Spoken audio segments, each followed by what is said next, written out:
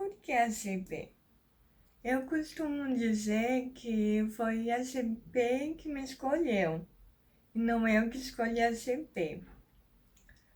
Eu nasci com algumas dificuldades e limitações, e com isso eu cresci passando por diversas situações desconfortáveis para mim, principalmente na fase escolar. Porém, eu tive muito apoio da minha família e de profissionais em minha volta. E isso me ajudou muito a me fortalecer, pois eles sempre aceitavam minhas dificuldades, aceitavam o jeito que eu era, o jeito que eu sou. E com isso eu cresci mais forte e agora eu sou essa pessoa que sou hoje. E foi por causa dessa história que me apaixonei por psicologia, pois queria ajudar as pessoas que tiveram as mesmas dificuldades que eu tive e não conseguiram ajuda como eu tive. Então me formei em psicologia, me especializei em inclusão e também fiz cursos de Libras. Então, além de realizar atendimentos individuais e familiares, eu também atendo em Libras. Mas as pessoas me perguntam, né? Por que você escolheu estudar, se aprofundar em inclusão sem acreditar em técnicas, em testes específicos para tais diagnósticos? E eu respondo com uma pergunta também. E o que é inclusão? Porque o que eu respondo? Inclusão é um processo que nunca tem fim, pois a todo momento precisamos incluir uns aos outros, pois todo mundo é diferente, todo mundo tem suas dificuldades, limitações e potenciais, e por isso um pode aprender com o outro, pois um pode ter uma dificuldade que o outro pode ter uma habilidade. E essa troca de experiência que acontece a aprendizagem, que acontece a inclusão. Então, inclusão não seria algo exato, algo comportamental. Aquela escola é inclusa, aquele aluno é incluso, mas sim uma convivência, uma relação mais unida, mais humana, com aceitação, respeito das diferenças e empatia.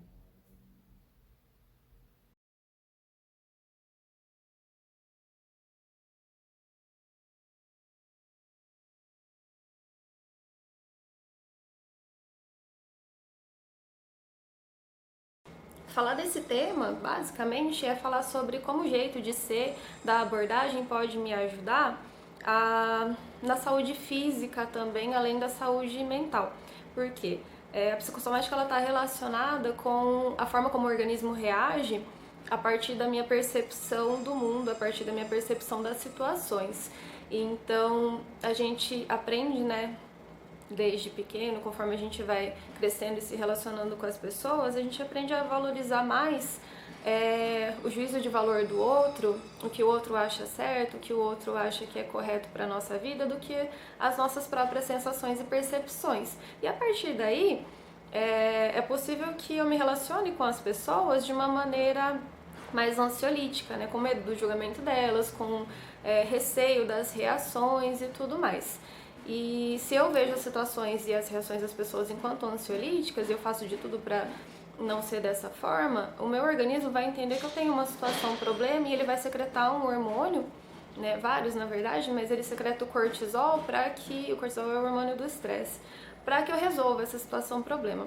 E como ela não é realmente ameaçadora para minha integridade física, é só a maneira como eu vejo essa situação, o meu organismo vai acumular esse hormônio que vai fazer mal para as minhas células, para o meu próprio organismo. O cortisol ele é imunossupressor, então ele abaixa a imunidade, e é possível que com baixa imunidade eu desenvolva doenças. Então gastrite, psoríase, outras doenças autoimunes e outras doenças que a gente ouve por aí que são psicossomáticas, ela pode ser que elas se desenvolvam a partir da percepção que as pessoas têm das situações, das relações que elas estão vivenciando.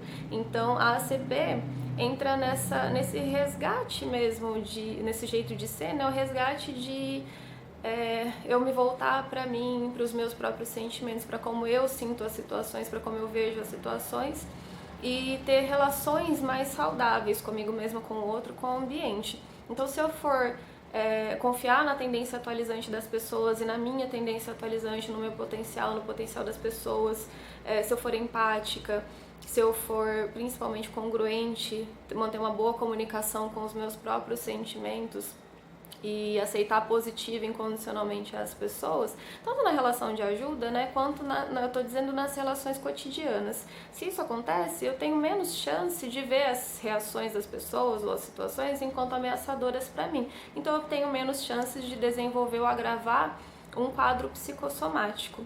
E é isso basicamente. A roda de conversa foi muito gostosa, eu gosto muito de discutir esse assunto e agradeço muito a oportunidade.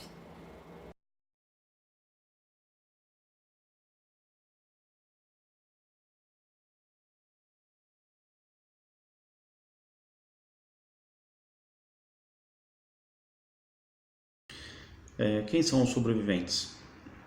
São aquelas pessoas que são parentes, colegas ou conhecidos de pessoas que cometeram suicídio. São chamados sobreviventes porque são aqueles que ficam com essa enorme dor aí. Para essas pessoas, acaba sendo difícil vivenciar esse luto. É um luto mais complicado. É um luto, digamos, não autorizado. E por que não autorizado? Porque tem um tabu enorme em cima do próprio suicídio. Então, quando alguém chega, né, e fala, um parente meu faleceu. E faleceu do quê? Alguém pode perguntar. Ele cometeu suicídio. Nossa! Acaba se criando um tabu, porque mexe muito com o lado moral, né? Os sobreviventes, eles acabam tendo uma dificuldade em vivenciar essas dores, em vivenciar esse luto. Eles não podem falar para qualquer um. Então o grupo de sobreviventes acaba abrindo um leque aí, uma possibilidade deles falarem, deles se ouvirem e também ouvirem os outros. Isso, eu acredito, e pela experiência que eu tenho, pelo tempo que eu trabalho com sobreviventes e também com suicidas, que isso facilita muito a elaboração do luto.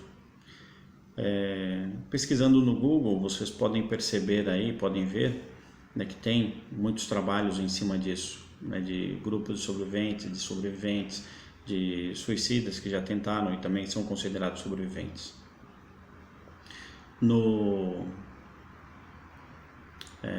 Na segunda virada cultural eu falei desse tema e estou disponível para quem quiser me contactar aí também.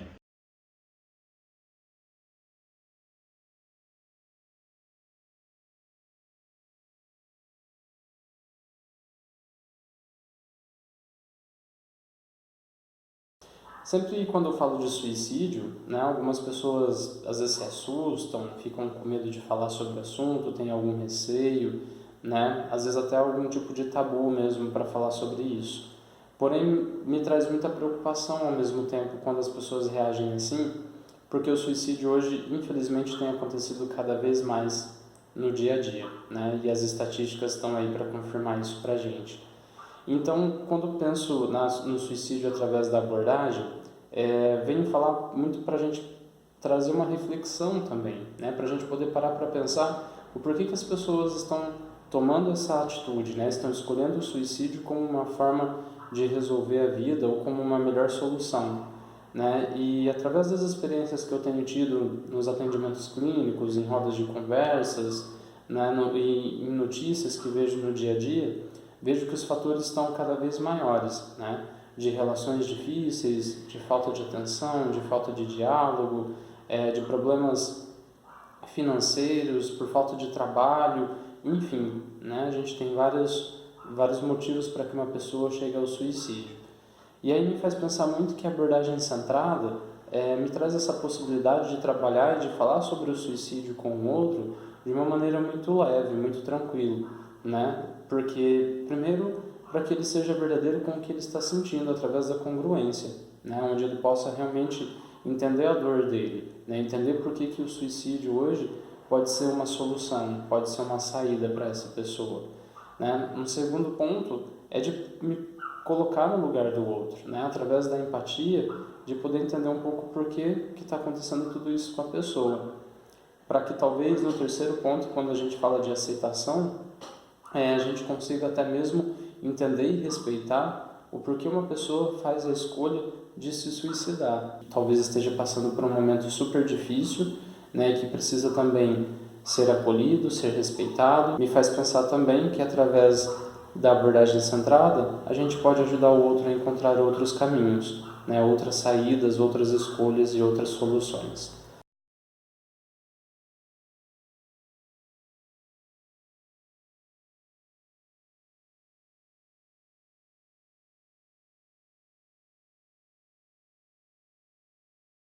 Eu tive uma experiência no passado de trabalhar em um serviço da Assistência Social de São Paulo, que era um serviço de proteção a crianças e adolescentes vítimas de violência. E foi uma experiência muito impactante na minha vida, muito importante, assim. E eu acho que um dos pontos que a gente levou em conta nessa discussão, que foi um dos pontos mais importantes para mim, foi a questão da violência institucional, né? Porque mesmo ali lidando com situações de violências mais diversas, né? Violência doméstica, violência sexual, abuso contra crianças, enfim, foi algo que me chamou muita atenção, assim, né? De como, se nós, enquanto profissionais, não tomarmos cuidado, não estivermos cientes do porquê que a gente tá ali naquele trabalho, que de fato é para olhar para a vida dessas pessoas que estão usando o nosso serviço de maneira empática, de maneira congruente, aceitando incondicionalmente aquelas pessoas, a gente pode correr o risco de revitimizá-las, né? E de cometer outras violências, que é a de não respeitar as suas vontades, os seus desejos, as suas escolhas e de não dar escuta de fato para essas pessoas. Muitas vezes essas instituições acabam não ouvindo mesmo, não dando espaço para os usuários, e isso acaba por ser extremamente violento, assim. A gente também falou bastante do adoecimento dos profissionais que cuidam, né, dos profissionais da saúde, da assistência, que estão super sobrecarregados, sofrendo milhares de violências do Estado também, que eu acho que é a violência primeira, né, tanto dos usuários do serviço como de nós enquanto profissionais, e isso acaba desconectando a gente do nosso real objetivo dentro do trabalho. E eu acho que essa é uma das principais contribuições da ACP nesses espaços, né, que é de sempre levar em conta o contexto social das pessoas. Eu acho que isso é imprescindível, e de também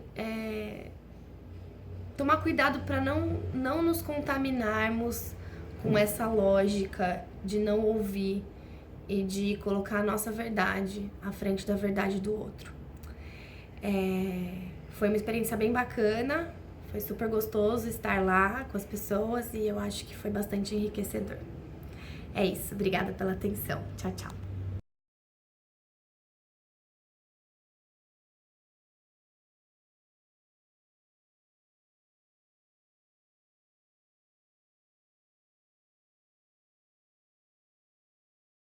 Bom, primeiro é importante a gente falar que na ACP não existe uma forma diferente de se trabalhar com grupos. A gente entende que a aplicação dos princípios facilitadores pode acontecer em qualquer relação de ajuda, incluindo numa relação de grupo. Então, a ideia no grupo é facilitar condições para que os membros daquele grupo se sintam aceitos, incondicionalmente acolhidos, que eles se fortaleçam e se atualizem de alguma forma. O Rogers, ele descreve no livro Grupos de Encontro 15 fases que ele considera ser características dos grupos, mas ele mesmo afirma que cada grupo é diferente, tem o seu jeito de ser, então não dá pra gente afirmar que essas fases, todas as fases vão acontecer em todos os grupos e que existe uma ordem específica para essas fases acontecerem, elas acontecem muito de forma aleatória. E na minha experiência como facilitadora de grupo, eu percebi muito isso, o quanto que essas fases elas aparecem, né, elas realmente acontecem e acontecem de forma bem entrelaçada. Então, por exemplo, uma fase que é muito comum é a fase de excitação, que é logo no início do grupo, quando a gente percebe que os membros eles se sentem um pouco confusos com a liberdade que o facilitador dá para eles, de que eles podem fazer o que quiser naquele espaço. Uma outra fase é a fase de resistência, a gente percebe que eles começam a ficar bastante resistentes e começam a falar coisas bem pouco significativas, tentando fugir do assunto principal. Uma fase bastante importante é a fase em que um dos membros ele se desafia a falar algo realmente significativo. E nesse momento a gente percebe que, na medida em que um membro ele compartilha algo realmente significativo, os outros membros pensam, poxa, se eu consigo ouvir essa pessoa sem julgá-la, acolhendo ela, compreendendo realmente o que ela está sentindo, talvez eu também possa compartilhar alguma coisa aqui no grupo. E aí acontece o que o Roger chama de clima de liberdade entre o grupo, quando eles realmente começam a compartilhar coisas significativas para eles. Uma outra fase importante é a fase em que a gente percebe que eles se identificam muito uns com a fala do outro. É muito comum. E o Rogers também fala que todo ser humano ele tem em si uma capacidade terapêutica, mas que por vezes essa capacidade não é despertada. E a gente percebe o quanto no grupo essa capacidade é despertada. Então eles começam a se ajudar uns aos outros, contando a experiência que eles tiveram, e realmente é muito facilitador e ajuda, né? E uma outra fase que o Rogers fala é que as fases das mudanças comportamentais, que ele afirma que não é possível uma pessoa entrar num grupo e sair do grupo do mesmo jeito. E eu percebi muito isso no grupo mesmo. Realmente, cada grupo é diferente um do outro, né? Tem o seu jeito de ser, e os membros que estão ali também, cada um no seu ritmo, mas a experiência de estar num grupo é muito terapêutica e muito enriquecedora para cada um deles, e a gente percebe mudanças no comportamento deles até mesmo antes de um grupo terminar. É uma experiência muito, muito válida.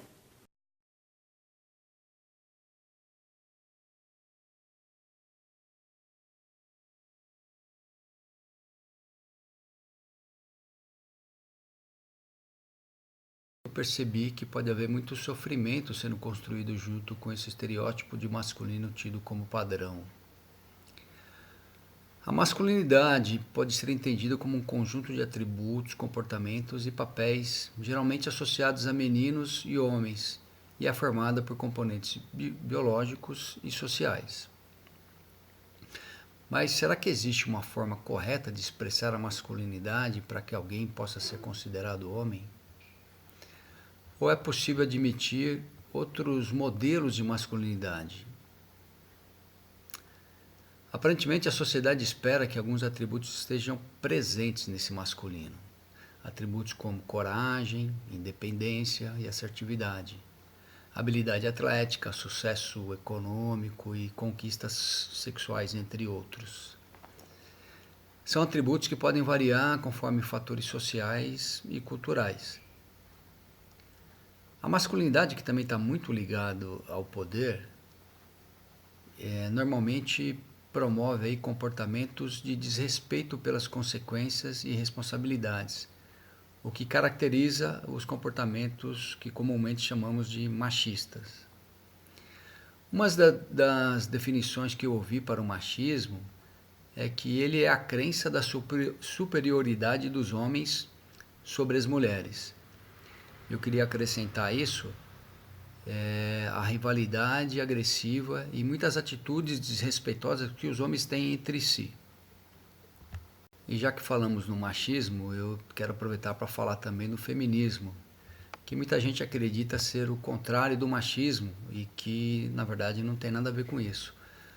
O feminismo é um movimento que busca justamente a desconstrução desse machismo que afeta tanto homens quanto mulheres. Tem um novo termo aí que vem sendo usado para se referir a esses comportamentos ditos machistas, que é a masculinidade tóxica. É um termo que eu acho interessante, levando em conta que tóxico é aquilo que envenena e que interfere na qualidade de vida, e que a gente pode perceber então a masculinidade tóxica como alguns comportamentos que envenenam e que interferem na qualidade da masculinidade. Mas é importante ressaltar que a masculinidade em si não é tóxica. Alguns comportamentos é que acabam trazendo esse malefício. Nesse processo aí de aprendizado da masculinidade padrão, algumas características consideradas femininas acabam sendo esquecidas porque elas são relacionadas a fraquezas. E aí um homem que apresenta essas características e qualidades pode inclusive ser considerado como não homem. Então, sentimentos naturais aí de vulnerabilidade, empatia, acabam ficando escondidos atrás dessa máscara da masculinidade, ao mesmo tempo que a agressividade vai se tornando uma forma possível de expressar esses sentimentos, sem pôr em risco a masculinidade. Com isso, a gente acaba perdendo aí a capacidade de lidar de forma saudável com os sentimentos. A nossa sociedade valoriza e incentiva a competição e o poder. E eu me pergunto o quanto a masculinidade padrão está a serviço dessa construção e vice-versa. É uma cultura confusa e perigosa que cria grandes armadilhas, como por exemplo, meninos que são criados com base na rejeição às qualidades femininas e quando se tornam homens são recriminados por não respeitarem as mulheres como seres humanos completos. Pois bem, esse é um pouquinho do que eu poderia trazer sobre masculinidade para que vocês possam pensar e refletir sobre esse assunto. Muito obrigado.